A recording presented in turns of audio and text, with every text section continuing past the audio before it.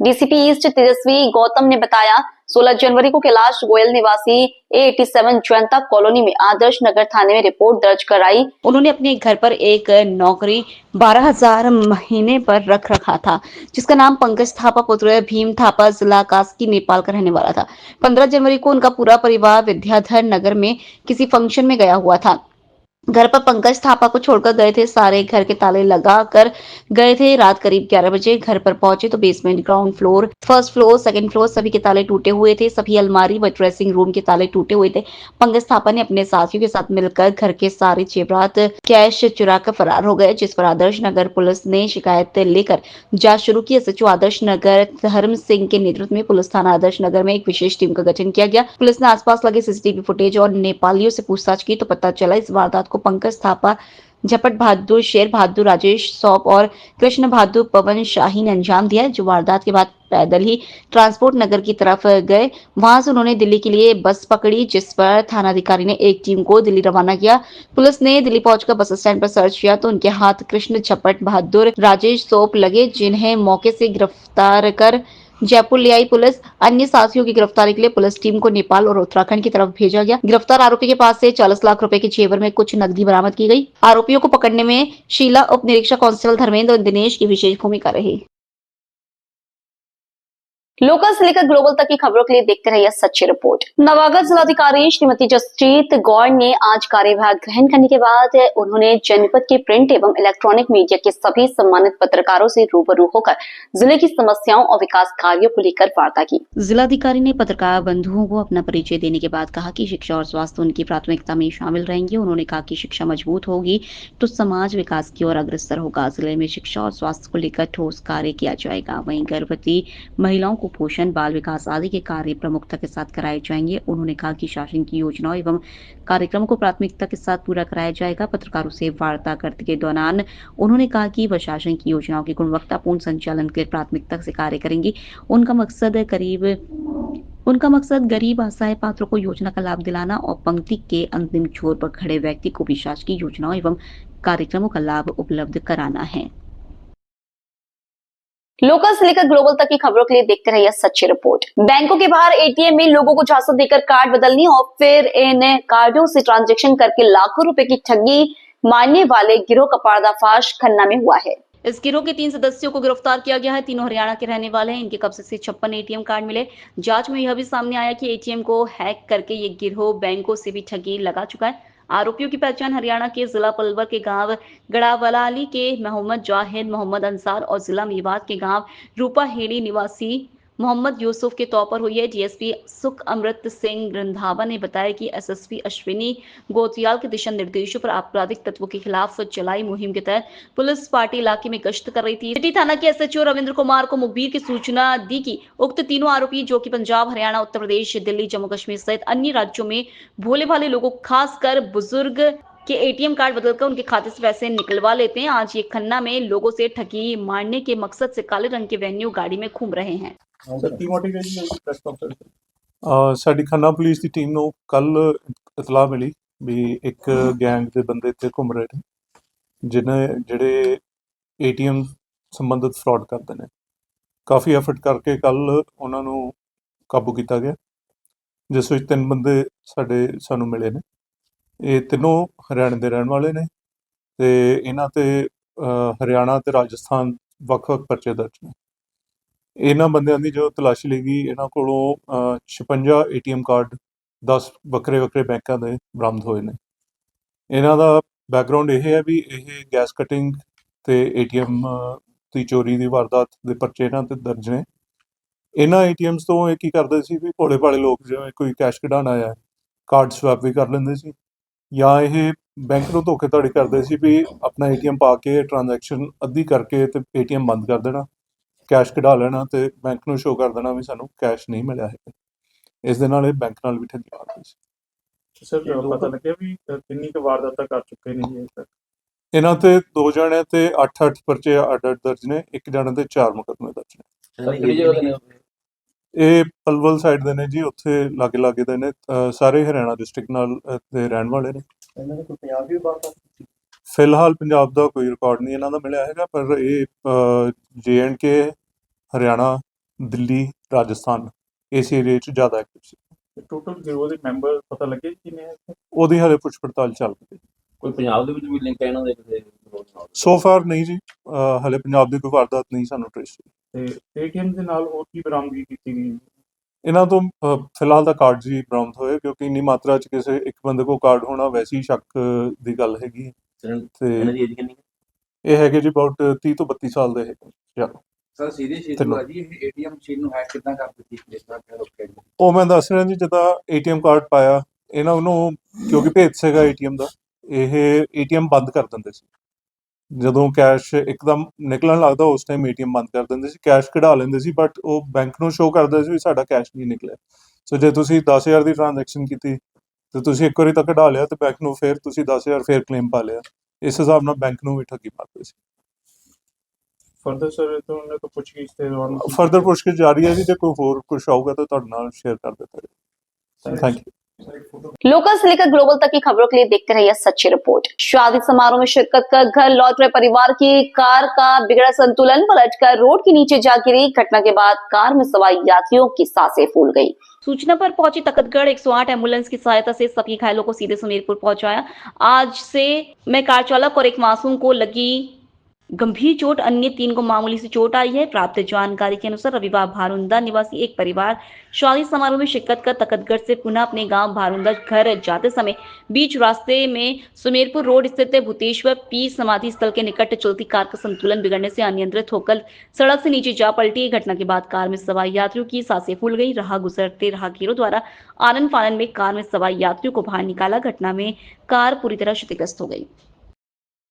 Local से लेकर global तक की खबरों के लिए देखते रहिए सच्ची रिपोर्ट। आज दिनांक 19 जनवरी रविवार को मिलकपुर में अलावड़ा उपखंड का अभ्यास वर्ग रहा। इसमें अलावड़ा, मिलकपुर, नंगली, इंदपुर, मालपुर, सेंथली, झाड़ोली, अलावलपुर, चिड़वा और रामगढ़ से सभी शाखाओं से स्वयंसेवक शामिल हुए। 10 बजे से 12 बजे तक अभ्यास वर्ग रहा और उसके बाद मिलकपुर गांव में पथ संचलन निकाला गया। कार्यक्रम पूर्णतः सफल रहा। कुल संख्या 300 से ज्यादा रही। निर्मल सूरा, हिंदुवादी, पंकज प्रचारक, नवल मिश्रा आदि उपस्थित रहे। आज मिलकपुर में आरएसएस द्वारा पथ संचलन का कार्यक्रम आयोजन किया गया था। ये एक अभ्यास वर्ग था, चूँकि इसका मुख्य उद्देश्य जो रामगढ़ में गौकशी का मामले चल रहे हैं उनको, जो मिलकपुर में गौपुत्र की हत्या हुई, एक चेतावनी भरा एक पथ संचलन था। लोगों को एक समाचार था, संदेश था, और प्रशासन को भी एक बड़ा संदेश है कि मुलजिमों को तत्काल प्रभाव से जो बाकी बचे उनको गिरफ्तार किया जाए। और जो आज हिंदू सभा होनी थी, माननीय विधायक महोदय ने 3 दिन पूर्व एक बैठक में हमें आश्वस्त किया था, इसलिए हिंदू सभा का आयोजन हमने आज स्थगित किया हुआ था। आज बैठक कर पुनः इस आगामी कार्यक्रम की रूपरेखा तैयार की जाएगी, क्योंकि प्रशासन द्वारा अभी तक कोई माकूल कार्रवाई नहीं की गई। मुलजिम अभी तक फरार हैं। जब तक वो गिरफ्तारी नहीं होती ये कार्यक्रम स्थगित नहीं होगा। जय हिंद, जय भारत। निर्मल सूरा। लोकल से लेकर ग्लोबल तक की खबरों के लिए देखते रहिए सच्ची रिपोर्ट। सांजीराव में अखिल विश्व गायत्री परिवार की ओर से शांति कुंज हरिद्वार में स्थापित अखंड ज्योति के 100 वर्ष पूरे होने पर ज्योति कलश रथ यात्रा निकाली गई। साथ ही माता भगवती देवी शर्मा व गुरुदेव श्री राम शर्मा की जन्म शताब्दी मनाई गई।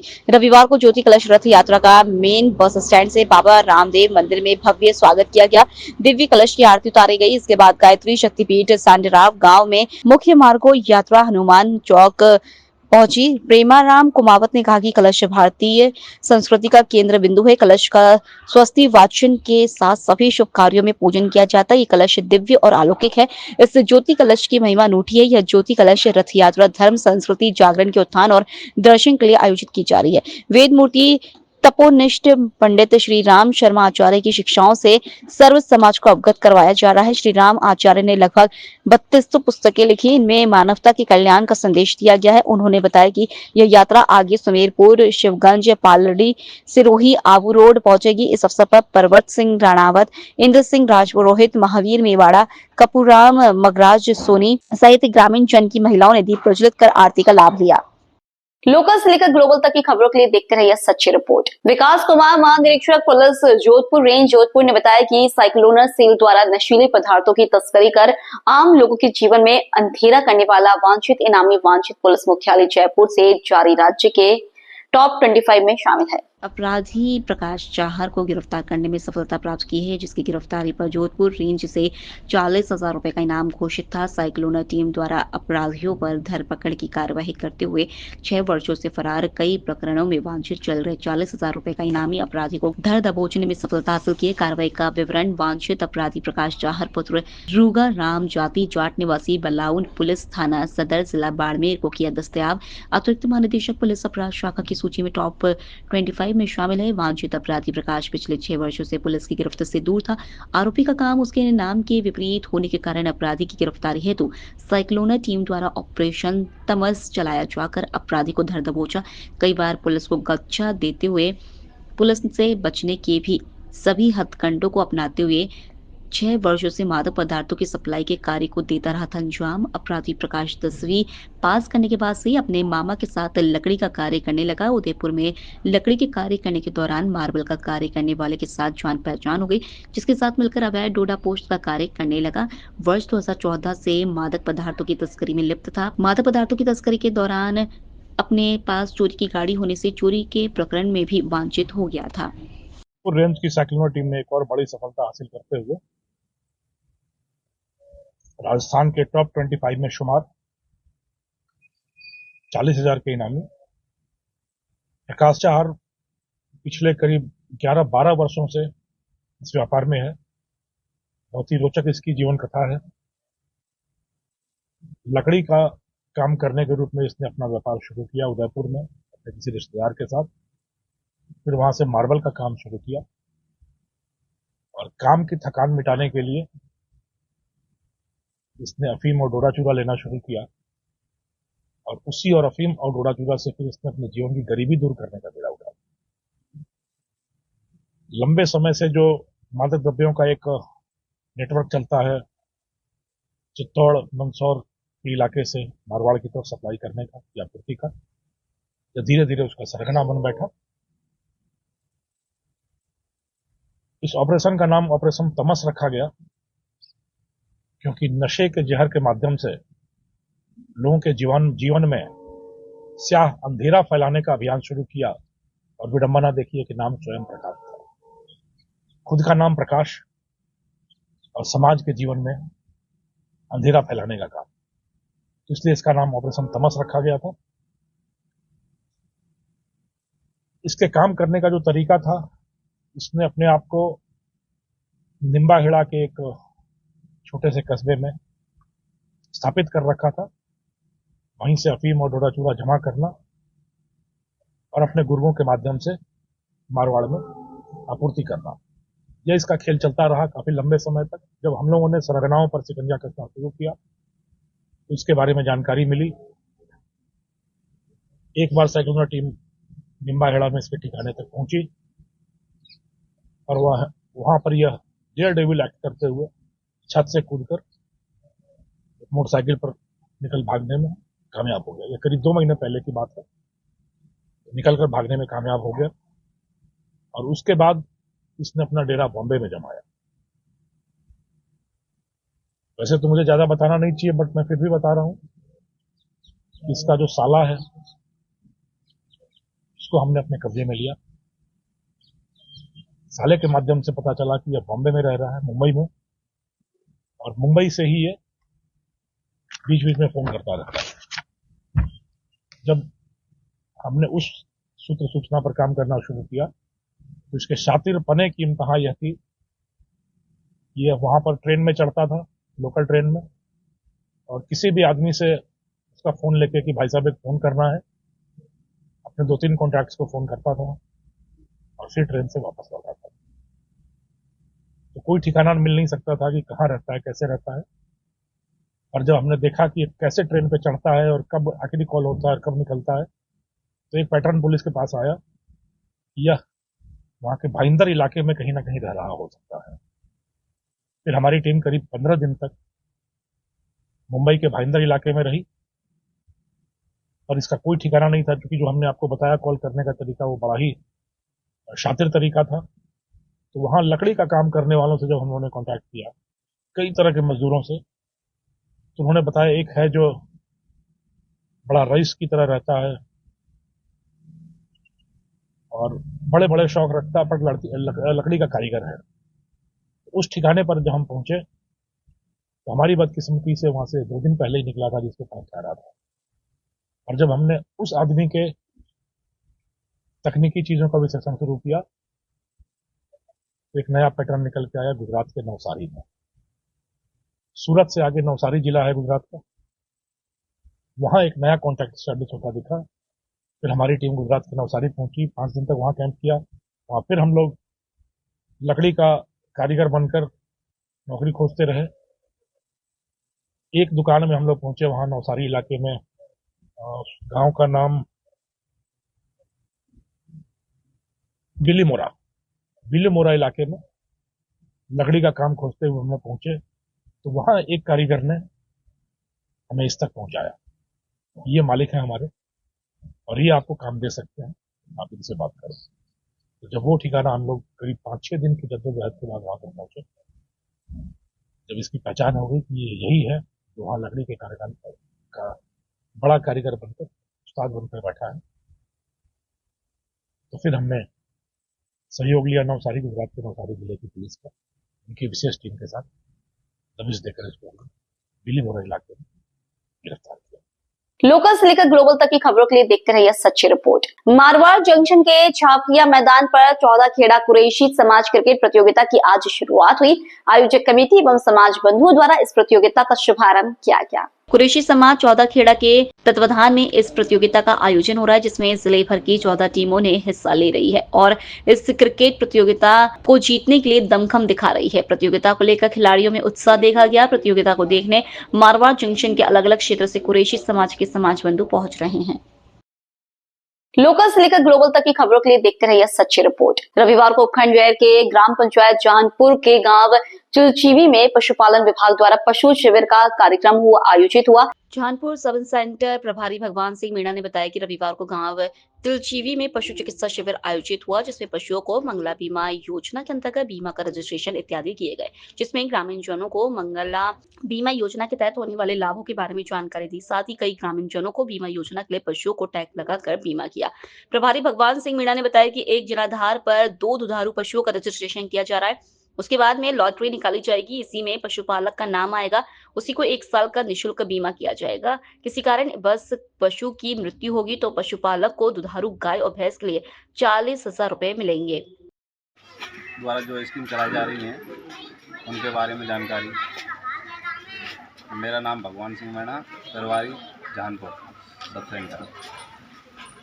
पहली योजना है मंगला पशु बीमा योजना, जिसका प्रारंभ 10 या 12 दिन पहले से किया गया है और हर पशुपालक एक जन आधार कार्ड पर 2 पशुपालकों का या 2 पशुओं का बीमा का रजिस्ट्रेशन हो रहा है।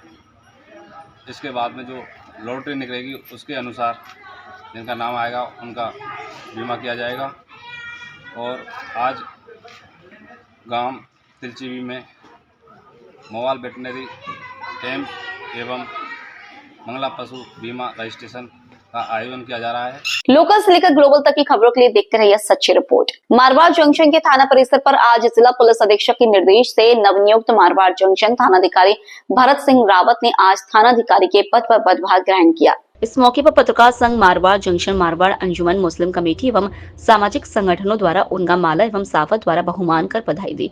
थानाधिकारी ने थाना क्षेत्र में यातायात व्यवस्था व्यवस्थित करने एवं अपराध रोकने का आश्वासन एवं नगरवासियों को दिया। नवनियुक्त थानाधिकारी ने क्षेत्रवासियों को साइबर क्राइम से बचने, यातायात नियम सुरक्षा अभियान में पुलिस की मदद करने की अपील क्षेत्रवासियों से की। मौके पर अनेक गांवों से सरपंच, वार्ड पंच, पार्षदों ने थानाधिकारी को पदभार ग्रहण करने पर बधाई दी। लोकल से लेकर ग्लोबल तक की खबरों के लिए देखते रहिए सच्ची रिपोर्ट। मारवाड़ जंक्शन के आउवा गांव में एक सुनार की दुकान पर सोना चांदी की गड़ाई का काम करने वाले एक बंगाली कारीगर ने सोना चांदी की दुकान से मालिक को चकमा देकर 5 लाख रुपए के सोना एवं बाइक लेकर फरार हो गया। सोना चांदी की दुकान मालिक ललित पुत्र कपूरचंद सोनी निवासी आउवा द्वारा उक्त सोना गड़ाई बंगाली कारीगर साहिब के खिलाफ मारवाड़ जंक्शन में मामला दर्ज करवाया गया। थानाधिकारी ने बताया कि पुलिस 5 लाख के सोना और बाइक लेकर फरार हुए आरोपी सोना गड़ाई कारीगर का काम करने वाले बंगाली की तलाश में जुटी है। उक्त सोना चांदी की दुकान के मालिक ने बताया कि एक दिन पूर्व ही उक्त सोना चांदी का गढ़ाई का काम करने वाले बंगाली कारीगर उनके दुकान पर काम करने के लिए आया था। पुलिस आसपास के क्षेत्र में लगी सीसीटीवी फुटेज खंगाल रही है एवं आरोपी की तलाश में जुटी है।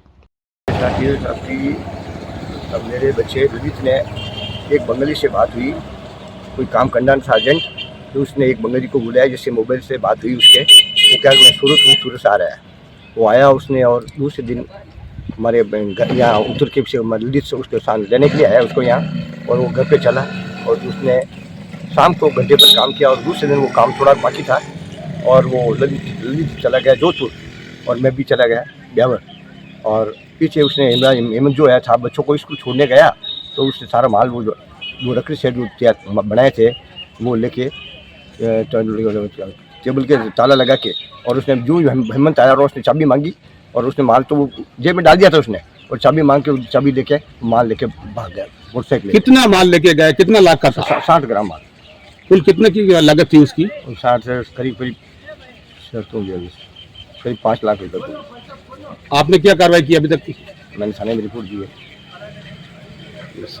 लोकल से लेकर ग्लोबल तक की खबरों के लिए देखते रहिए सच्ची रिपोर्ट। डीसीपी ईस्ट तेजस्वी गौतम ने बताया, 16 जनवरी को कैलाश गोयल निवासी A87 जयंता कॉलोनी में आदर्श नगर थाने में रिपोर्ट दर्ज कराई। उन्होंने अपने घर पर एक नौकर 12 महीने पर रखा था, जिसका नाम पंकज थापा पुत्र भीम थापा जिला कास्की नेपाल का रहने वाला था। 15 जनवरी को उनका पूरा परिवार विद्याधर नगर में किसी फंक्शन में आया हुआ था। घर पर पंकज थापा को छोड़कर गए थे। सारे घर के ताले लगा कर गए थे। रात करीब 11 बजे घर पर पहुंचे तो basement, ground floor, first floor, second floor सभी के ताले टूटे हुए थे। सभी अलमारी व ड्रेसिंग रूम के ताले टूटे हुए थे। पंकज थापा ने अपने साथियों के साथ मिलकर घर के सारे जेवरात के चुरा कर फरार हो गए, जिस पर आदर्श नगर पुलिस ने शिकायत लेकर जांच शुरू की। एसएचओ आदर्श नगर धर्म की सिंह के नेतृत्व में पुलिस थाना आदर्श नगर में एक विशेष टीम का गठन किया गया। पुलिस ने आसपास लगी सीसीटीवी फुटेज और नेपालियों से पूछताछ की तो पता चला इस वारदात को पंकज थापा, झपट बहादुर, शेर बहादुर, राजेश सोप और कृष्ण बहादुर पवन शाही ने अंजाम दिया है, जो वारदात के बाद पैदल ही ट्रांसपोर्ट नगर की तरफ गई। वहां से उन्होंने दिल्ली के लिए बस पकड़ी। लोकल से लेकर ग्लोबल तक की खबरों के लिए देखते रहिए सच्ची रिपोर्ट। प्रजापिता ब्रह्म कुमारी ईश्वरीय विश्वविद्यालय में प्रजापति ब्रह्मा बाबा का 56वां पुण्य स्मृति दिवस श्रद्धा भाव के साथ मनाया गया। पूर्व मंत्री व भरतपुर विधायक डॉक्टर गर्ग एवं टेक्नोलॉजी पार्क के निदेशक आलोक शर्मा ने प्रजापिता ब्रह्म बाबा को पुष्प अर्पित कर अध्यात्म से जुड़कर सत्य के मार्ग पर चलने का आह्वान किया। कार्यक्रम में डॉक्टर गर्ग ने कहा कि ब्रह्मा बाबा ने आध्यात्मिक शिक्षा के माध्यम से विश्व परिवर्तन के कार्य को करने में अपनी महत्वपूर्ण भूमिका निभाई, जो दिव्य कार्य की श्रेणी में आता है। टेक्नोलॉजी पार्क निदेशक आलोक शर्मा ने कहा कि लोगों को अपना जीवन मानवता की सेवा में लगाना चाहिए। उन्होंने ब्रह्मा बाबा की शिक्षा का अनुसरण करने का आह्वान करते हुए कहा कि सांसारिक रूप में रहने पर गलतियां होती हैं, लेकिन जब आध्यात्म से जुड़ते हैं तो सत्य का ज्ञान होता है और सांसारिक गलतियों में सुधार होना शुरू हो जाता है। लोकल से लेकर ग्लोबल तक की खबरों के लिए देखते रहिए सच्ची रिपोर्ट।